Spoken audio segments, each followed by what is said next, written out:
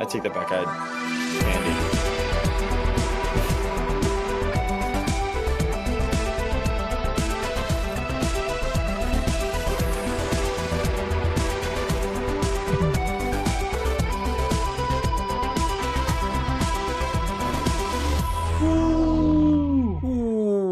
Welcome, Fantasy Foolers, to episode 40. I tried something new there of the Fantasy Fools Football Podcast, and I am Tyler Scott, joined by Jordan Patrick and Michael Shawn. And today we have a jam-packed episode for you. That is episode 40, and we are going to start off as we do. Hopefully y'all have been enjoying these 2 episodes a week, learning a lot right before those awesome Sunday games break your heart and spirit in fantasy football. No, it's only yours. Only your spirit is broken. Every week. Yeah, I went 5 for pretty good. I went 5 for 5 this week though. 5 wins and 5 leagues. That's pretty good. You know, even with all the injuries this week, I actually had my best week too. 5-2 in my 7 leagues, which is mind-numbing because honestly, I cannot believe how many injuries happened this week. Okay, I also had my best week. There you go. Look at that. All 5 redraft leagues, and I know where I'm at in my dynasty league. Yeah, you've accepted it. I've accepted. You know what? This season, I'm fine because I'm set for next season. I'm okay. Yeah, you got yourself a first rounder out of a nice trade with me, didn't you? Yeah, dude. Yeah, you want to recap that one? Okay. Also, so last week we made a trade. I traded Chris Godwin, knowing that I'm probably in rebuilding mode in Dynasty, over to Mike, who's in win now mode. And I traded it to him for his first round pick and Cortland Sutton. At the time, it was debated how fair it was. And then last night, I was not actually watching the games. I was occupied. But I got a text from my buddy Dan saying, please tell me you already sent the Godwin trade. And I was like, why do you ask? And he, yeah, so I got pretty lucky. So, it's not funny. It's not funny. And we'll get to why that was so bad. But, Jordan, let's recap on the news first before I get to injuries. Yeah, we'll get to Godwin. And now, on some of the big news, well, first off, I'm just going to throw one in. Nick Chubb is back. He played his first week, which is amazing, at a time that they need him. And he really didn't look half bad. Did you see the walkout too? Like, and I don't know if I didn't watch the game, but I watched some videos afterwards, and there was a whole walkout ceremony for Nick Chubb. He's always wanted to stay a Brown. The Browns were good partners throughout his injury. Yeah, and it was just kind of really heartwarming to see him run out for the first time in over a year. It's literally been a year and a month and a few weeks actually. He went out week 2. Yep. So it's been really, really great. That was just kind of really heartwarming and a heartfelt moment. Well, he was drafted same year as Baker there, right? They went 1-4, I believe. So he's been with them his whole career. It was awesome to see him and actually look like he was, viable and capable. I'm not saying he's going to automatically be what he was, but he looked like he can play. So moving on to other news, we got Cooper Kupp expected to come back in week 8. Another guy who is potentially going to come back in week 8 is TJ Hawkinson. We'll see if they pull the trigger.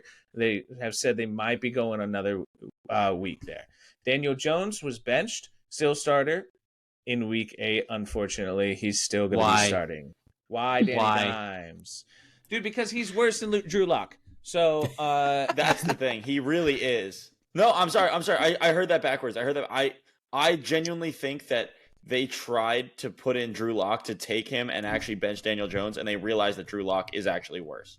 I thought he looked worse. It was less than half a game. Give the guy another shot. Give the guy a chance. Maybe. Anyway, Josh Jacobs gets his first career receiving. Did I read that right?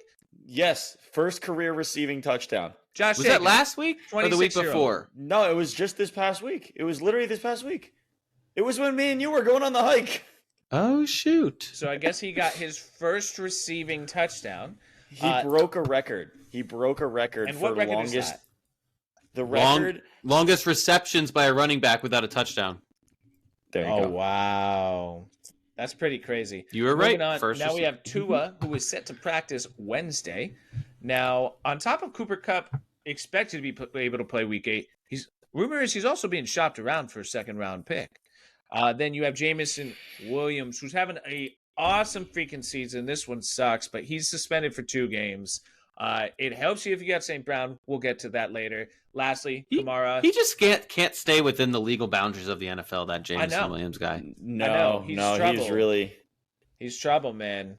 He's a troublemaker. There's certain young guys that are like, you're scared to have in Dynasty because of the off-field issues. I almost traded a first plus for him earlier this season, and I'm happy the person did not want to give him to me. Yep. I mean, dude, that's what people do. They overvalue in the beginning of the season. And yeah, that pretty much ties up. Last bit of news is Kamara signed a 2-year contract for $24.5 million. Damn, man. Kamara getting paid. It's a good day. I mean, it's a good day for running backs now that they're actually starting to get paid again. And quite frankly, he deserves it. I mean, he's pretty much been the entire team for the most of the season. But with that good news, we got to go into some bad news, and this is where you end up again going over some injuries. And we got some season enders here. Brandon Ayuk, knee ACL shattered. He's out for the season, along with, as we already talked about, Chris Godwin. Dislocated foot.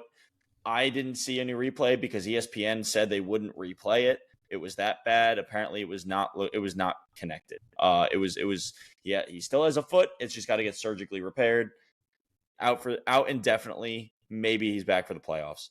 Deshaun Watson, last one I think for the season. He tore his Achilles. He is out, and this might be a career ender from what I am hearing.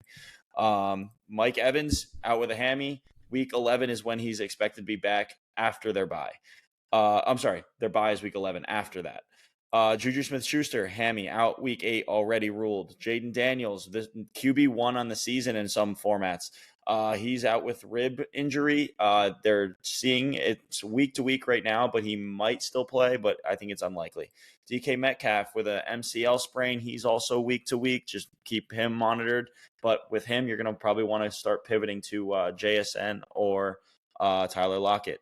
Aiden O'Connell out 4 to 6 weeks with a thumb injury. That's not really affecting your fantasy teams too much. Demario Douglas, he had an illness, as well as Deebo Samuel. Both of these guys were out just because of an illness, which is unfortunate. Deebo Samuel, we found out later on today, was pneumonia, and he was hospitalized. So he might be out for more than just 1 week. Yeah, I heard he had fluid in his lungs. Yeah, pneumonia. So Jalen Polk with a head injury. No update really there, but I do believe he was practicing. And Tyler Huntley with a shoulder injury. Looking like week to week, but Tua's coming back. So maybe this is cannot catch an good injury, time. man. No, they cannot. I mean, Tua gets another concussion. Tyler Huntley's been hurt. Tyreek gets pulled over on the way to a game. Yeah, they really can't have much go wrong. Much more go wrong. But we do have some good news because people did come back, right? So I'm talking those people are some studs, like we're talking Aaron Jones, Devontae Adams, who, by the way, mysteriously looked great with that hamstring after that, right? I mean, that hamstring really he must have solved his hammy issues with getting out of Vegas. Marvin Harrison Jr., Malik Neighbors came back from concussions. Ramondre Stevenson, Russell Wilson made a start. Wow, we'll talk about that later. Nick Chubb, as we already talked about. Anthony Richardson. Yeah, and Rachaad White. Those all came back. Speaking of Rachaad White, we're going to dive right into our Week 7 trifecta. And starting out with my surprise of the week, that's a perfect segue, by the way. It's perfect if you say it. You lobbed it. No. You have to recognize its perfection in order for it to hold power, for it to be perfect. Just lets it sit there. You know nothing. Well, my surprise of the week was in fact Rachaad White. 10 rushing attempts for 40 rushing yards, 6 receptions out of 6 attempts for 71 yards and 2 receiving touchdowns. You know, going into this, I think we all had question marks on where Rachaad White was going to be, and it was really surprising to me, especially after last week, to see how he came back and showed the Bucs, hey, you know, I'm still a relevant running back, and don't put me on the bench just yet. Absolutely. I was I was probably out of the three of us, might have been the biggest proponent of like, hey, watch out for Rashad White because those other two are eating at his time. And he certainly showed up, and they might need him because he's the receiving back moving forward. But we'll get there later. We can get there. I agree. You were probably the highest on Rashad White, but I think that honestly, it's not just him. He wasn't the only one who ate. I think Brucky Irving still had a pretty good week himself. So it's not like he was the only one. But nothing against Rashad White. He had a great week. I was the highest on like bench him if you got him. Oh, you're the lowest on him. Oh, I thought you said you were the highest. I was the highest on the other guys. I was saying. Sorry. Understood. Well, my surprise of the week. This is a guy who I'm actually very interested to see where he goes from here. He was not the wide receiver one on his team. However, he did produce like it. 4 catches for 125 yards and 7 targets for the Buffalo Bills. I'm not talking their shiny new star wide receiver, Amari Cooper. I'm talking about Keon Coleman, their their second round pick. He actually might get more opened up on this. Now that Amari Cooper's here and there's an actual alpha, he might be someone to monitor to take off to the moon going forward. I agree. I think this is also a sign of good things for Shakir. I think this is just Cooper's presence is going to be good for everybody on that offense. I agree. Yep. For my surprise of the week, I went with Russell Wilson, a fellow NC State alumni. And you in the NC State. Yeah, I almost went like a combo of him and George Pickens because George Pickens finally did what we know he's athletically capable of. But Russell freaking Wilson showed up. Before Monday Night Football, he was number 1 QB in fantasy for the week. And he ended up being QB3, just because Monday night had a freaking awesome game. Yeah, we'll get there. He only went 16 for 29. Not great. You're going to expect there to be some bumps in the road on your return from injury on a new team in a new offense. But he had no interceptions. He had 2 passing touchdowns. He had 1 rushing touchdown. And Pickens was much more involved, which was the goal the whole time of bringing him in. Yep. I agree. It was definitely a good starting showing. Sorry for all you Justin Fields owners. But moving on to my consistent of the week. Yep. Also talking in relation, segue from the Seahawks, because Russell Wilson was a Seahawk. My consistent of the week has got to be, you see how I did that? Oh, that was painful. But go on. Yes, it was. Kenneth Walker III. He is currently number 8th ranked right now running back, having missed 2 games.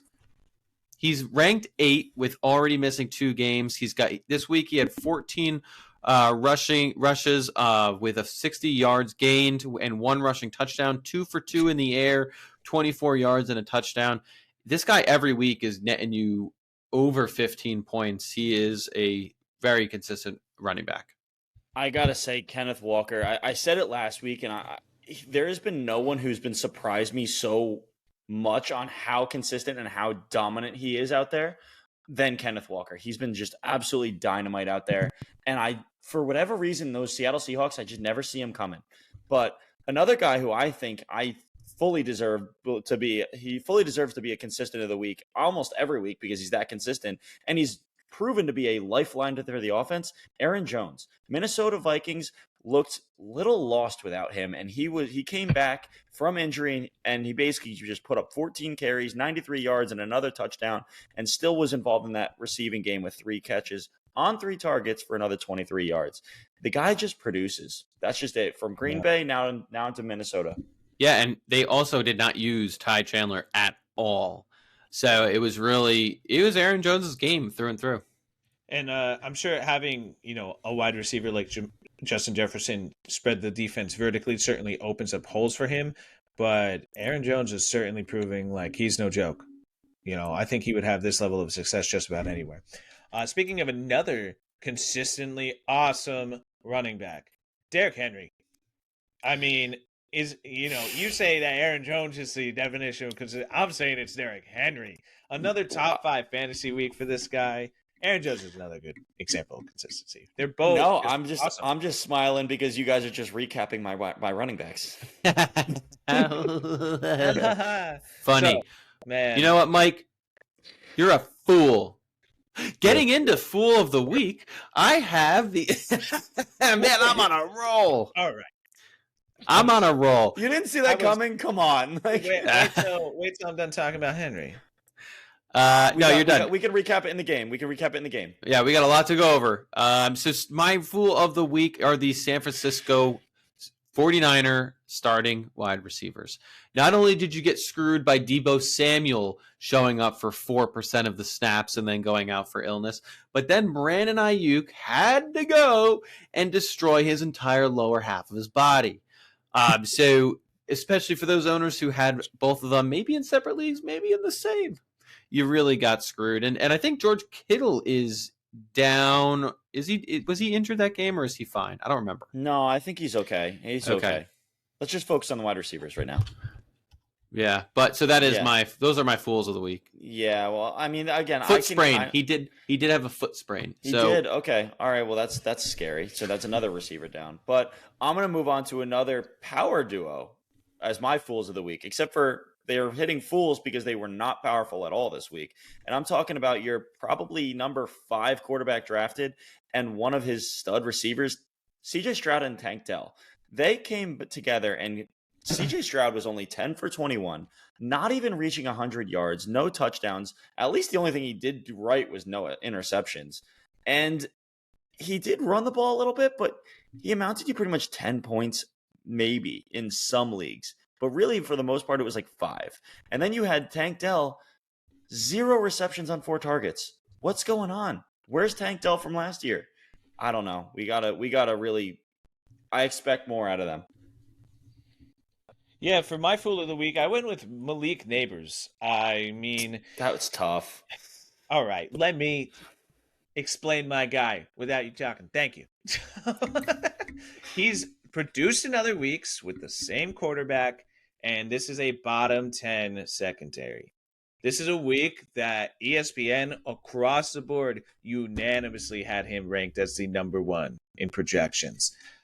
I mean, it's a bummer. I did expect him to be better. I get he's coming from a concussion. I do expect him to bounce back and have better weeks, but man, I was bummed against such a weak defense. As somebody who is a Giants fan, I could totally understand that. I mean, as a realistic professional, I feel like you can't expect too many people to get a great week when they come back from injury, especially a concussion. When he missed 2 weeks, that's the only place I fall. I bet he has a great week this week. But I do want to highlight some other people who were honorable mentions for this. I had Deontay Johnson on here. He was a real disappointment this week. He really was actually my Fool of the Week until I decided to go with CJ Stroud Tank Dell combo. He only had 1 reception on 3 targets and 17 yards. When he was putting up top 12 numbers every single week, I really was taken back by this, especially with who Carolina was playing. So that's a little unfortunate. Other guys who highlighted it, though, Romeo Doubs, 10 targets, 94 yards, 8 receptions, did great. Actually emerged as a player in this offense. Kyle Pitts, again, continues his reign. He's actually had 3 weeks in a row of great numbers for a tight end. 7 receptions, 9 targets on 65 yards. George Pickens, it was already talked about. He had a great week with Russell Wilson coming back. And Tank Bigsby, man. 26 carries, 118 yards, and 2 touchdowns. He's emerging. He's really emerging. So future star, I think. Yeah, you know what? I gotta trust my instincts more. I picked up Tank Bigsby the week before Travis Etienne Jr. really started to go slowing down. I'm like, they're not gonna use Bigsby. I'm gonna drop him onto the waivers after I picked him up. Yeah, I gotta trust myself more. But moving on. Yeah, I know. You want to trade? Going on to week number 7 recap. Starting out with our Thursday night football game, we had the Denver Broncos versus the New Orleans Saints. This is a great game for you Javonte Williams owners. You finally saw him do something instead of do nothing. So we were excited to see that. Alvin Kamara definitely held in check. He didn't really produce you that fantasy week that you really wanted, or I would say probably expected. I expected the ball to get dumped to him way more often than it was. Spencer Rattler is definitely not the answer. I think we can all agree. I did like what I saw from Heiner that last drive where he did end up getting a scoring touchdown. That was good to see. So maybe Rattler doesn't even stay in. And the last bit of news is the Denver defense did miss Patrick Surtain, and they didn't show it incredibly much because their defense still held them in check, especially against a backup quarterback, but definitely a piece of that defense that they were missing. Yeah, I mean, I will say it was actually really disappointing to hear that Hayner is not going to be starting. It is Rattler again. It is, yeah. I was actually really looking forward to seeing Hayner, but hopefully he gets in for like a half, and we'll actually get to see him. But I want to move on to the New England Patriots versus the Jacksonville Jaguars. Really, and Mike? Yeah? Look at the agenda. I wasn't going to say anything. I was going to let him roll with it. No, I have to bring it out. Sorry. So we're moving on to the New England Patriots and the Jacksonville Jaguars game. I don't know why we switched it up. Just saying. Speed, Mike. We did it for speed. And you just slowed us down. I am speed. You honestly, Mike, you are so counterproductive. I can't even right now. I'm not stopping you now. But you know who is getting stopped? The New England Patriots. Jacksonville finally showed up for a game. Master of segue. And from a wide receiver standpoint and Tanks Bigsby standpoint, Jacksonville was blowing them out of the water. Brian Thomas Jr. and Tanks Bigsby led the entire offense. Trevor Lawrence, he did play fine from an NFL standpoint. From a fantasy standpoint, you probably still overpaid for where he's at, but maybe this is a sign of good things to come. I don't know. From the Patriots side, it was nice to see that Drake May is for real. It is great to see a New England Patriot quarterback do something. This is how their last quarterback, and what was their last year's quarterback? Mac Jones. This did happen with Mac Jones where he had a great first season, but I think Drake May is the real deal. Unfortunately, you did see a regression in Ramondre Stevenson and this Patriots running back core. I think Hasty was really the dominant force as like a 28-year-old. Don't know why, but and lastly, the person who did not fumble was Hunter Henry, who had a dominant performance, and he basically consumed all of Drake May's targets. Hunter Henry is actually a good target if you need a tight end. I mean, he's been getting a lot of looks and he's been getting a lot of receptions, and I think he even had a game over 100 yards. So he's someone really worth monitoring. Interesting fact about this game afterwards. The head coach Gerard Mayo. Thank you. I struggle with his name. Gerard Mayo, but he basically said that his defense. He's like, yeah, I think those guys against the run just like they need to toughen up. Honestly, they're a bit soft. Yeah, and that's not usually how you get a locker room. It's not how you get a locker room. And not only did he say that, but later that afternoon, Bill Belichick came out and said, interesting that you say that because a year ago, those guys were number one against the run. So Bill Belichick's calling out his old team. Okay. He was like, when they were under me, they were number one against the run. So I don't know what your problem is.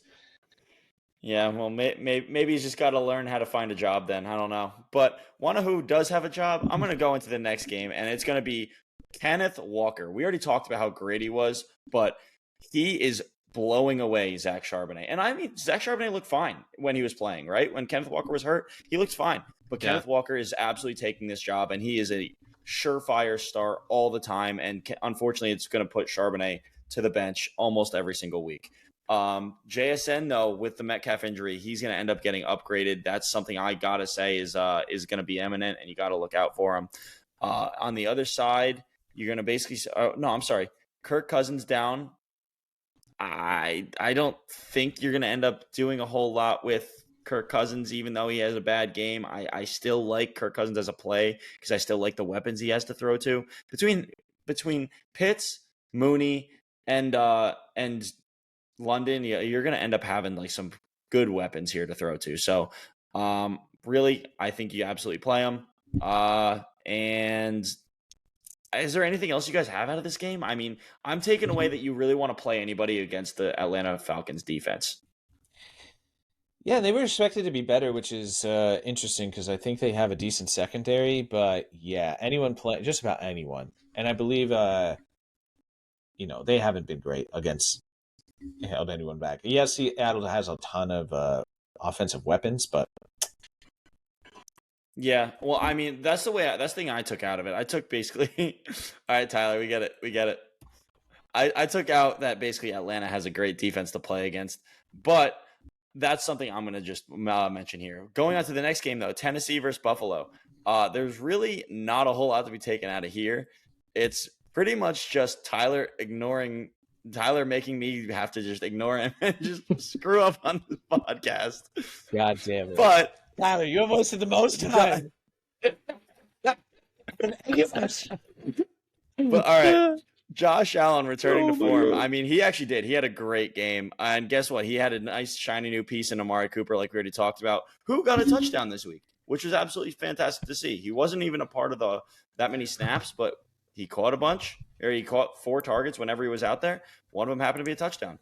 Ray Davis still looks absolutely awesome, and I really think he's going to be a problem for James Cook.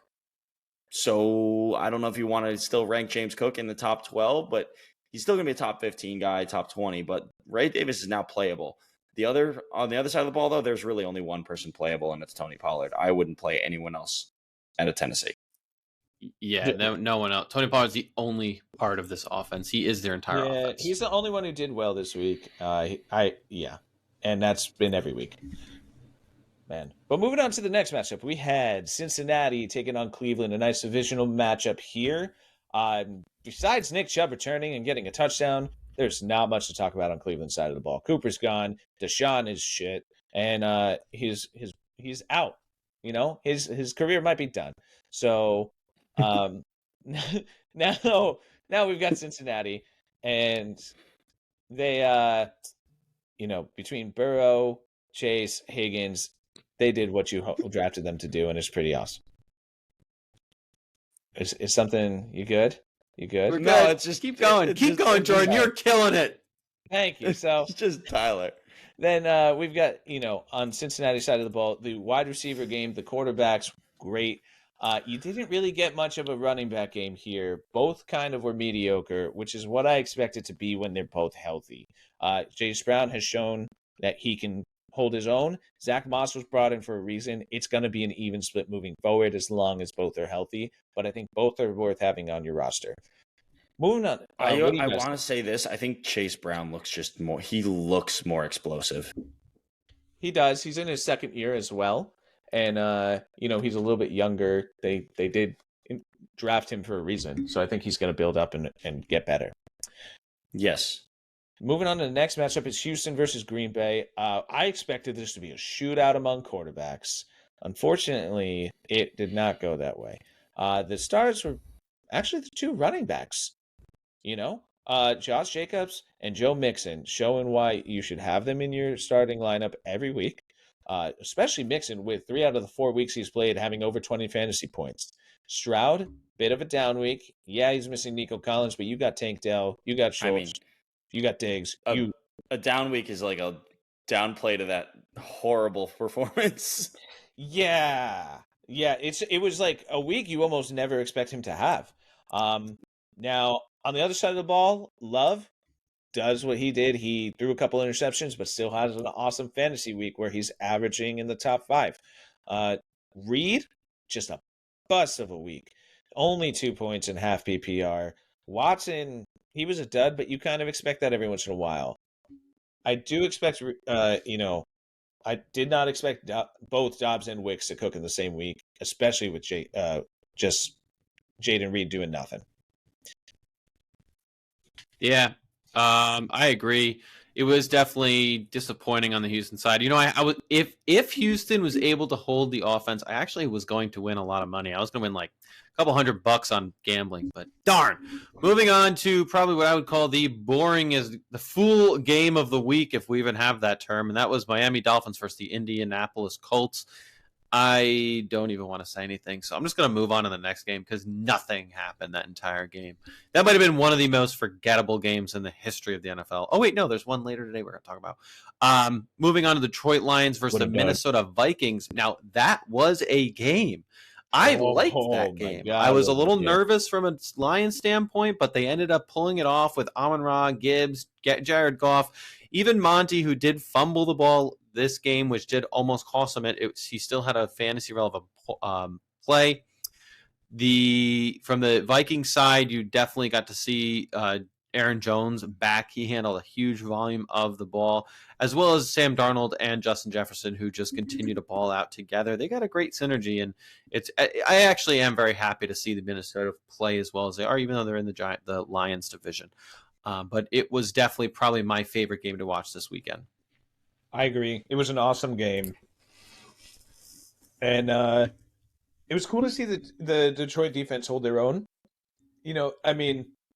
Against such a high-powered offense without Hutchinson. It gave me hope. Yeah.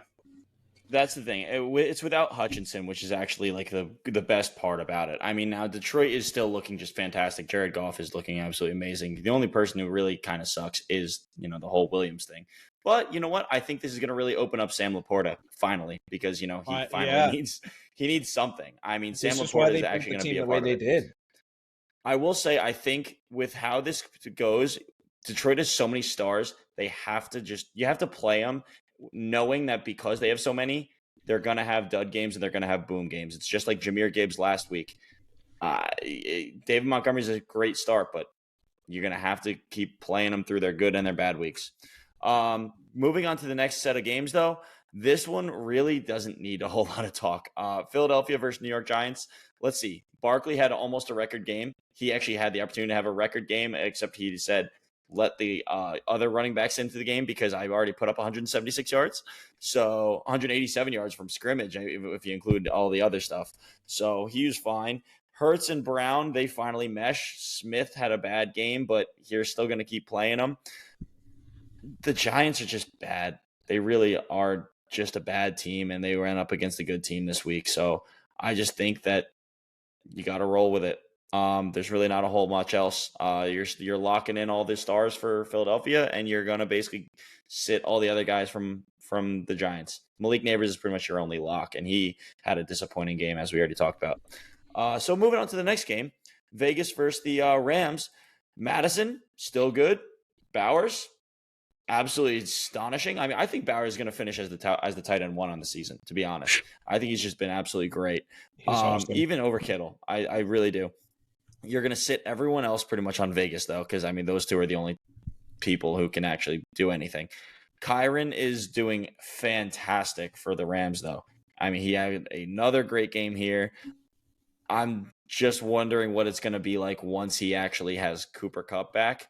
And that's also assuming he does have Cooper Kupp back, because Cooper Kupp is apparently getting shopped around like we talked about earlier. Man. Yeah, it's interesting where he might land, but we're going to move on to the next matchup, which was Carolina versus Washington. Carolina started the ball. Mike mentioned it a little bit on honorable mentions, but Deontay Johnson certainly didn't show up the way you hoped. And then somebody who, the only other really fantasy relevant person on that team is Chuba Hubbard.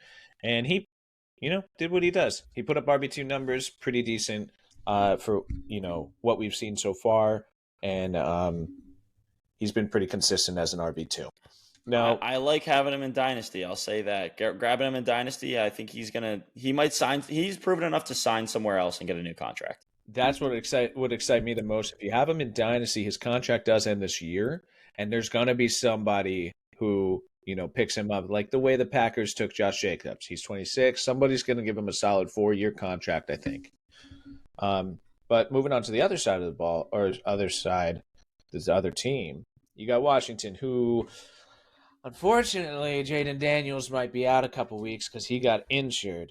Terry McLaurin, he had a mediocre game. The person who seems to be consistently closer to just set it and forget it status is Brian Robinson Jr.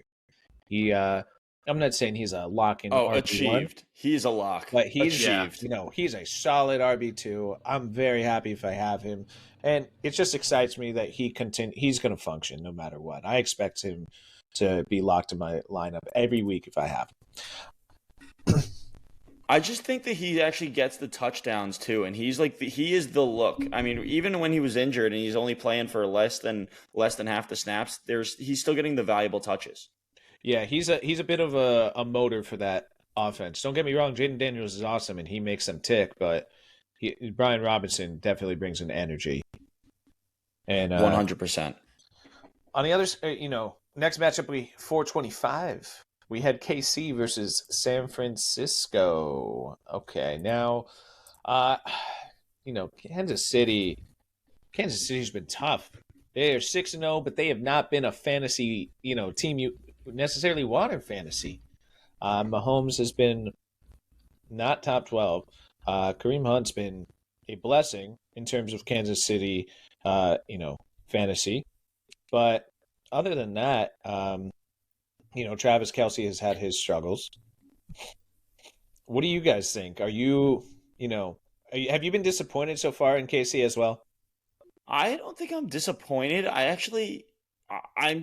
guess I'm disappointed in the fact that they're such a good team that they don't care about fantasy. They just care about wins, which is what they're supposed to do. Yeah. But that's where they're not producing, right? They're not. Isaiah Pacheco is producing. Right now. They're a running and defense team. And then running and defense team. That's true. And Mahomes makes the throws that need to happen. On the other side, he's ranked number 22 right now in fantasy. He's not good in fantasy. Wow. Moving on to the New York Jets versus the Pittsburgh Steelers. Let's talk about San Francisco. Oh, I'm sorry. Yeah, you were getting excited and cutting me off again.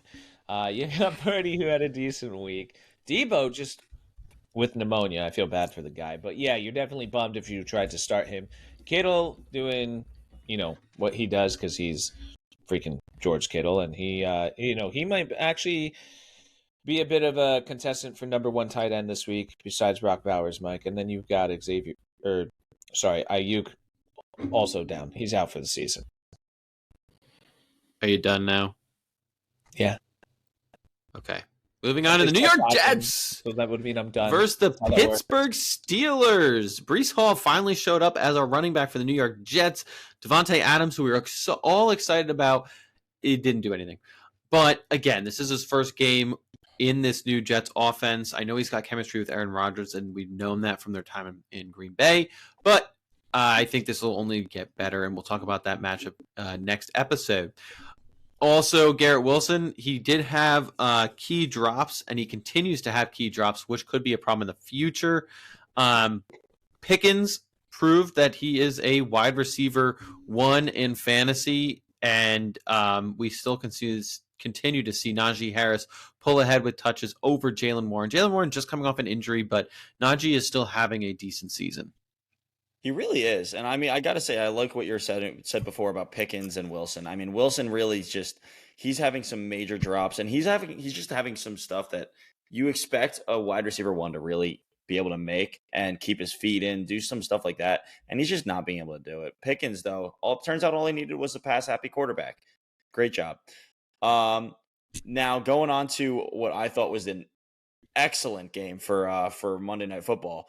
Baltimore versus Tampa Bay. I mean, we already talked about a lot of these players, but King Henry is King Henry, just absolutely dominated, had another 81-yard run or something like that last week. I just don't think there's anyone in their league who I'm more afraid to step in front of than Derrick Henry.